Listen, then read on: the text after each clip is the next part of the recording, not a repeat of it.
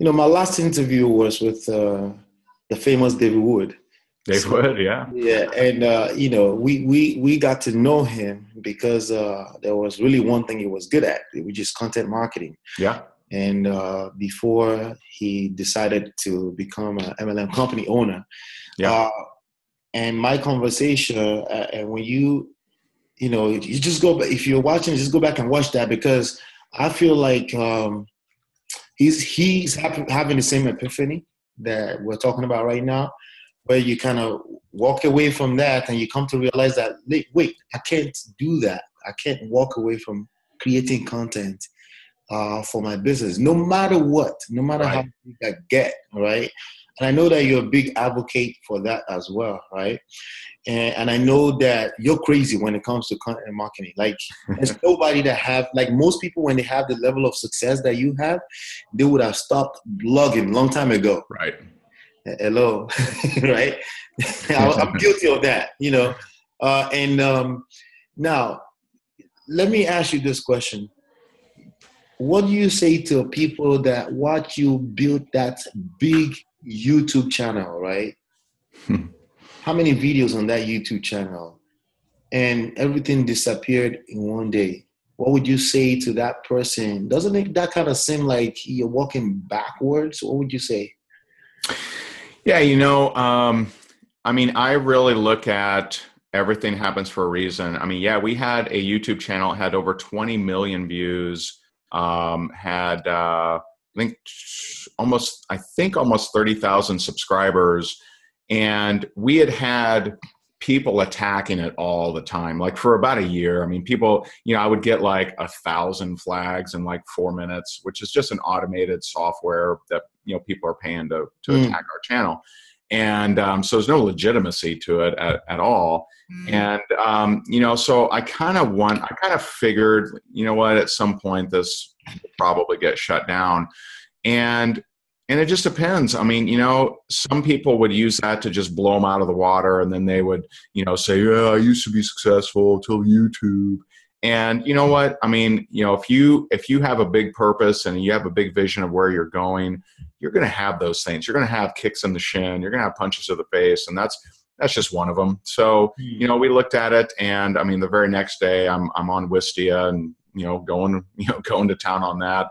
And I look at it as, do I wish it didn't happen? Sure.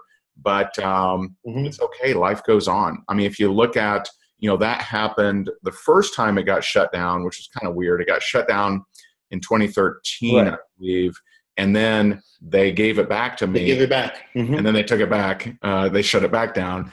And, but 2013, that was our first $1 million year. Then we doubled. And we've grown by 529% despite YouTube.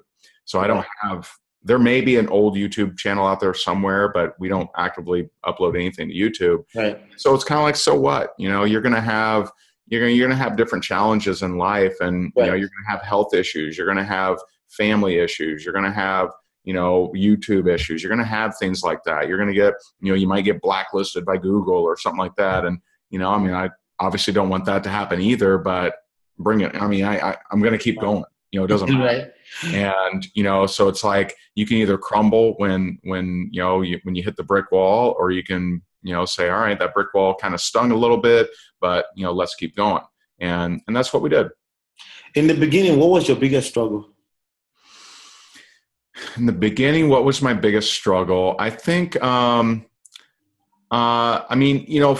me, the biggest struggle I guess you would call this in the beginning, but really before I really went at it, my biggest struggle was self-worth, because, I had, the only thing worse than being dead broke is being wealthy, then being dead broke, right? So if you're used to tuna and ramen noodles, then it's not that big a deal for you to be broke, right?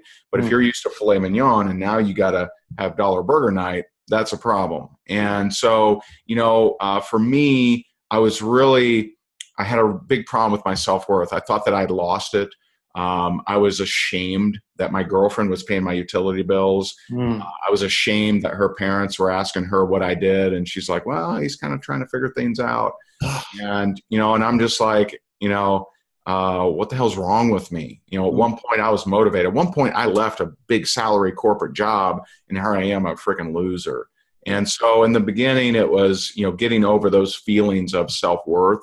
And, but I'll tell you, when I caught that fire, I really never looked back. And there have been dips. There's been, you know, I think like 2012, I kind of felt, I was feeling a little bit complacent, and I just like, you know, I don't know. I'm just like, man, this is unacceptable. I don't want to be complacent. I got to grow. And that's when we started this just really relentless growth pattern. You know, 529%.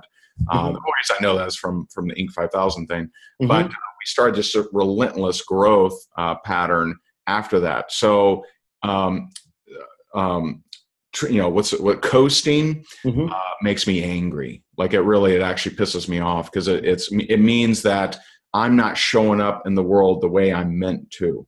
And, you know, so I have to show up big, or I'm not showing up the way that I'm meant to. And that means something to me. And so I have to keep showing up big. It's something that drives me. It's something that pulls me to do the stuff that I need to do. And that's kind of where I'm at. You know, to be honest, I everything you're saying, I can absolutely relate to, because even the interviews that I'm doing right now, you know, it's my 140th episode, you know. Wow. So I shied away from doing interviews for a while, because I'm like, I don't want to chase people around, you know. Yeah. But I'm having a blast.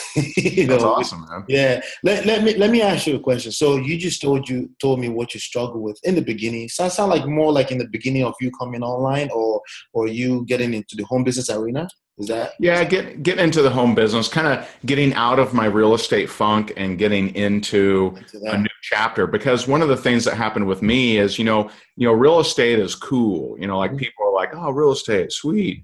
Network marketing, not cool, right? There's a stigma around it. A lot of real estate people don't respect it.